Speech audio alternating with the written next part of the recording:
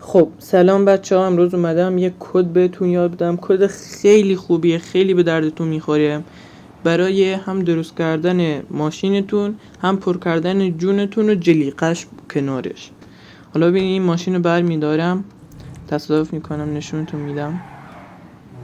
حتما لایک و سابم بکنید چون آموزش های زیادی توی پیجم گذاشتم، چنلم. این مثلا شما الان داری میری یه دفعه تصادف میکنی، بعد میگی مثلا نمیدونم اول بازی پول نداری کی بره درستش کنه، نمیدونم که حوصله داره تا اونجا بره.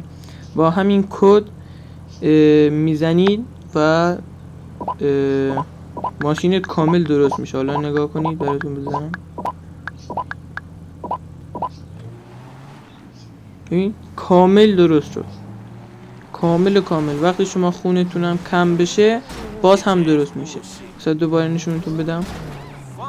جلوی ماشین رو دیدید؟ هر چقدر از این کد استفاده بکنید همیشه کار میکنه. برای مثلا ماشین حالا به ترکه که نه، ولی خب مثلا هر بلایی سرش بیاد درستش میکنه. حالا مثلا من الان خودم رو میندازم زمین، پرت میکنم از توی ماشین، نگاه کنید افتادم، اون مثلا سر خوردم، خونم 100% کم میشه. حالا وایسی بریم تو ماشین بهتون نشون بدم. تو ماشین هم نیست، مثلا هر جوری هر کجا استفاده بکنید براتون کار میکنه. حالا وایسی کد براتون بزنم.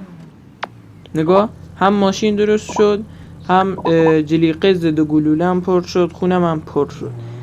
اگه دوست داشتین لایک بکنید، آموزش بعدی هم نگاه کنید.